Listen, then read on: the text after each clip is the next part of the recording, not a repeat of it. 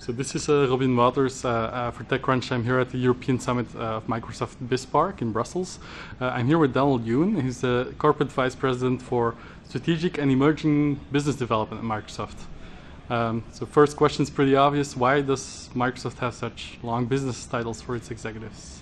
Well, really, you could just call it the Corporate Vice President of Evangelism, but really what we're focusing on is strategic relationships in Silicon Valley, where I live and work, but then emerging business development around the world, where we work with entrepreneurs and the startup ecosystem, so financiers and mentors and accelerators and incubators who have a vested interest in creating local impact, economic impact, with IT as the primary enabler. So it's a long title, but it's a big world.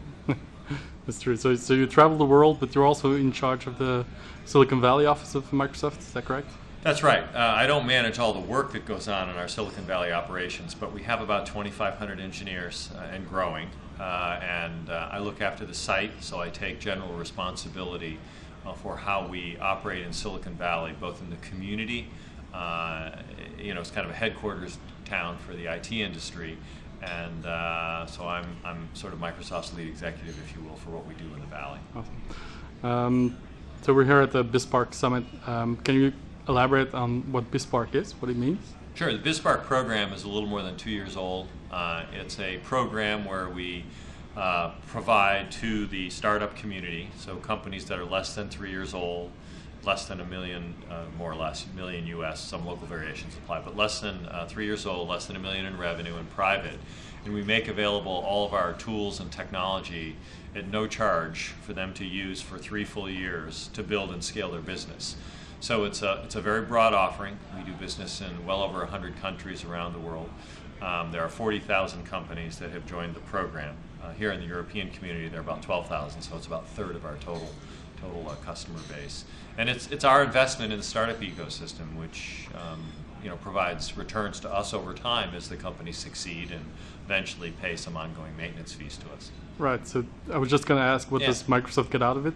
Yeah. At the end of the day, it's an investment that we make in helping, again, entrepreneurs with vision to focus on their market problems and not worry about the costs of the underlying technology. Right. So you see it as an investment, but at the same time, you're not actually taking equity in the startups that you back? Actually, we typically do not take equity investments. It's our belief as a corporate and a strategic partner, if you will, that the primary financial investments that startups need these days tend to come from early stage angel investors or family and friends, and then if their business starts to take off, then the professional venture capital community takes over. Corporates, by definition, get asked a fundamental question, which is, how can you help us make money? And we concentrate all of our energy on working with the companies where we can be helpful to them in the market. You can get technology from various sources today, whether it's free or open source or no charge use right to our software. But if your business scales, then you end up paying maintenance fees or paying your own people to operate the infrastructure. So we just want to meet the market on market terms. And for us to be a direct investor, a cash investor, if you will, just really complicates things, because we're interested in as many startups as possible. Right. And of course, we could never spread our money that So you could never have 40,000 companies. We could never have 40,000 companies to be an investor in. That's right. All right, but do you collaborate with the M&A decision makers at Microsoft for follow-up investments or even acquisitions? We do. Again, there's no other group inside of the company that does direct investments. Occasionally, we do make a direct investment. Facebook would be an example. Right. A very strategic relationship for both parties. Those decisions are made by the business division presidents typically. They're rare and they don't typically happen. But on the M&A side, historically, we've been a very aggressive acquirer in terms of the volume and number of companies that we buy. They are typically younger and earlier stage, so I like to say that we're buying the IQ and the IP, and then we build it into and integrate it into our core operating product and business strategies. So we do partner with the business groups. It allows us to understand where we have build or buy decisions to make, and you typically don't buy the talent if you don't know them and are working with them. So the partnerships that we strike sometimes do lead to M&A. All right. So I've actually written an article about Microsoft's acquisitions. I think in the last 2 years there were only like 3 or 4, but one major one, obviously Skype. Well, actually, we bought a lot more than 3 or 4, but that's what people know about. Right. So those are the disclosed ones. I was just going to say. Right. Yeah, we don't always disclose the details. All right. They're so private. Bismarck has been going on for 2.5 years now. What are some of the success stories? What are some of the companies that the average TechCrunch reader would know about? Oh, there's dozens, and you can go to the website Microsoft.com, whack Bismarck, B-I-Z-S-P-A-R-K, and take a look. In the last 18 months, there have been about 100 companies that have entered a realm that we call Bismarck 1, which is what we think are the ones to watch. Companies where we can be particularly helpful to them, and they've had some good market opportunity and market success. So I know a lot of people are generally aware of Looped. They've been part of the Bismarck 1 program. There's a company, Kabojo, that was on stage here today that came out of the Bismarck program and is in Bismarck 1, just had a very successful financing, 7.7 million I think they just raised. You're catching me on a different time zone and with a little bit of a jet lag. I think Evernote was also one of them. Yeah, Evernote has been in a Bismarck 1 program exactly, on and on and on and on. But you go to the web, they're all up there.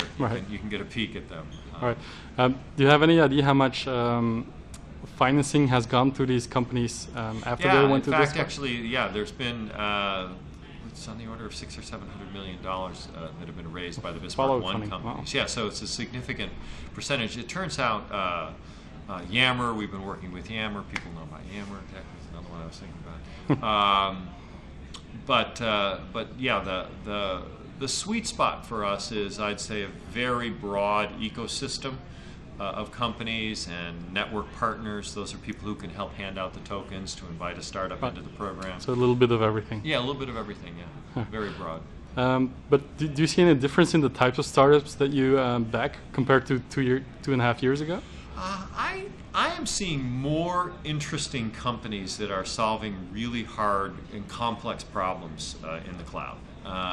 Clearly, there are a lot of lightweight, interesting applications that surface in and around mobile devices and sort of browser-based consumer things.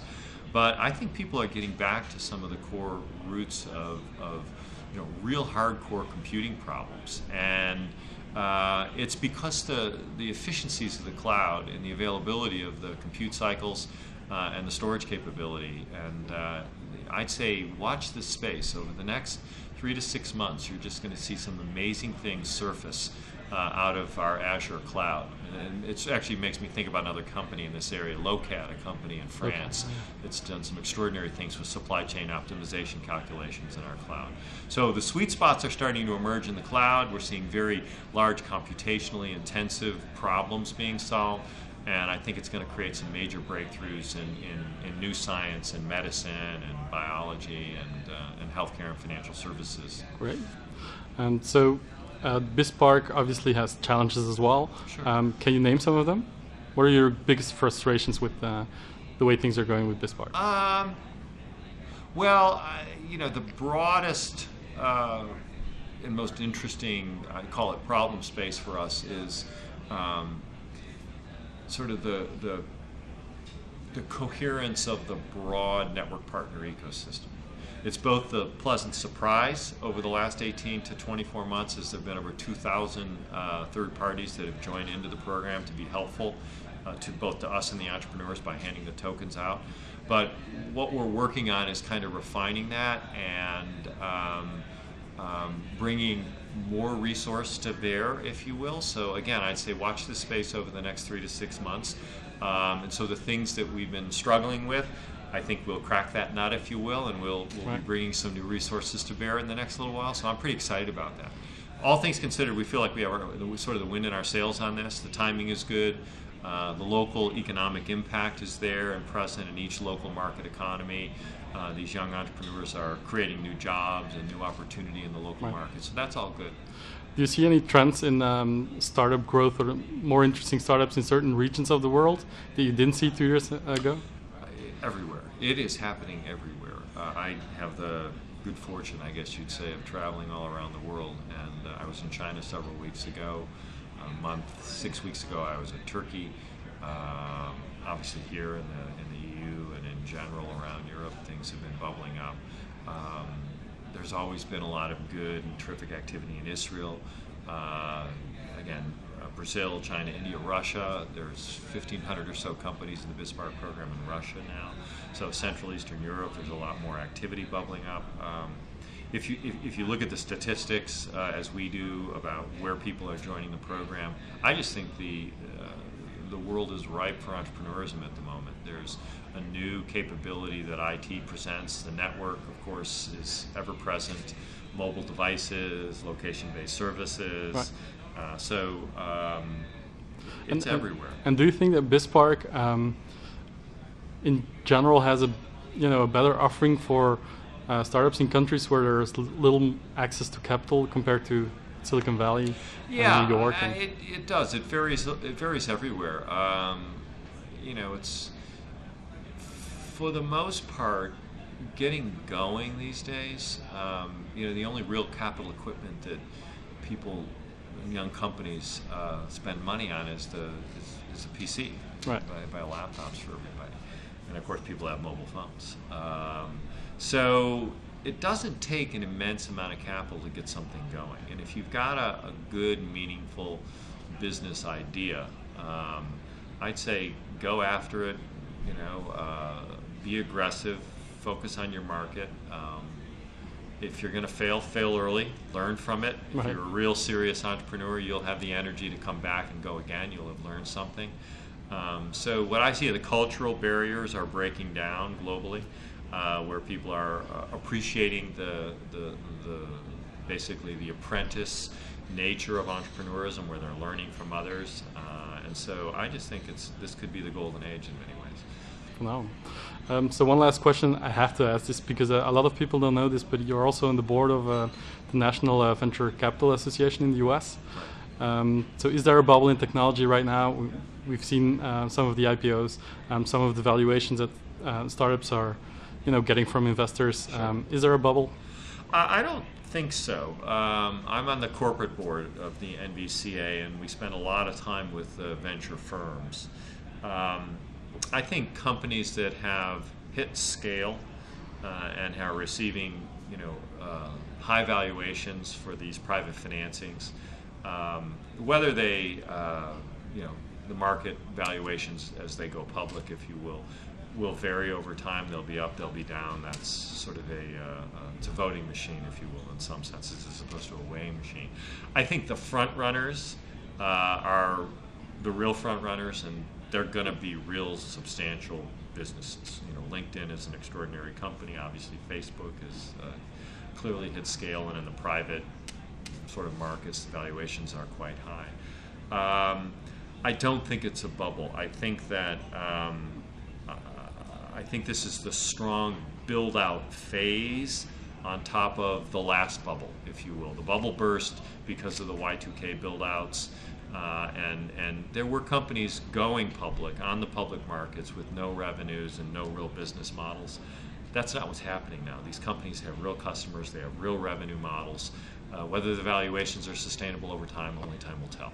Because there's a scarcity of resource, the valuations are high, but more power to the entrepreneurs. If they raise the capital, put it in the bank, and then scale out over a period of time, more power to them. But they're all based on real models today. People have learned their lessons. Awesome. And with that, we'll conclude. Thank you, Mr. Lewin. All right, Thank you for your time. Glad to be here. Thank you. Great.